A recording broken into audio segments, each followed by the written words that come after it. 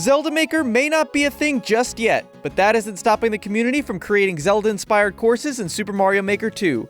Here are some of the best we've played so far. Zelda Switch Puzzle Dungeon by Danny_H09 is essentially its own unique Zelda dungeon. Filled with intricate puzzles based mostly on on-off switches, this course tests your skills and knowledge of Mario's toolset. There are also a lot of key doors. What good Zelda dungeon doesn't have a lot of key doors?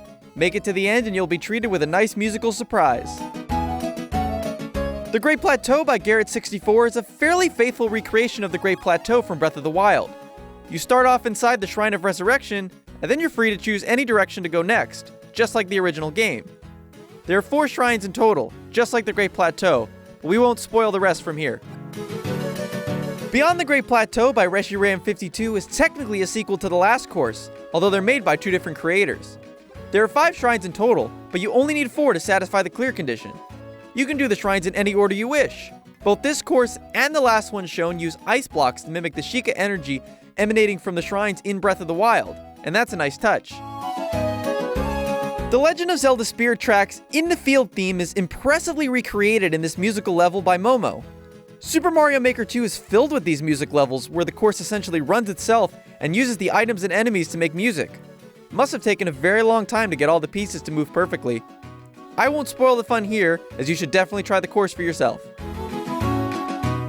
Zelda Tooth, The Adventure of Link may be considered one of the weaker entries in the series, but this recreation of Palace 1 in Super Mario Maker 2 by TurtleRok is extremely fun to play.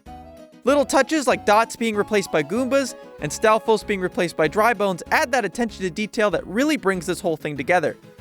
If you're familiar with Zelda 2, then you might already know how to beat this course, but it's still worth a shot just to experience it in a whole new way. Hey, listen! The Deco Tree recreation from Ocarina of Time by Majora takes what was once in 3D and makes it work really well in 2D. A lot of the same puzzles make a comeback from the original, like having to jump across a falling platform to get to the other side, having to fall through the holes in the ground, and having to hit switches in the same Deku order. You're even treated to a reimagined Goma fight at the end.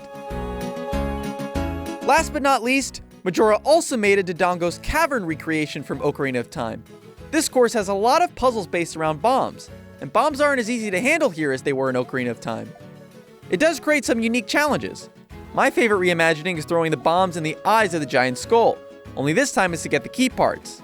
There's another boss fight at the end just like the last one, and given the tools available in Super Mario Maker 2, I thought they did an exceptional job reinventing the King Dodongo battle. Those are 7 Legend of Zelda inspired levels that stood out to us in Super Mario Maker 2.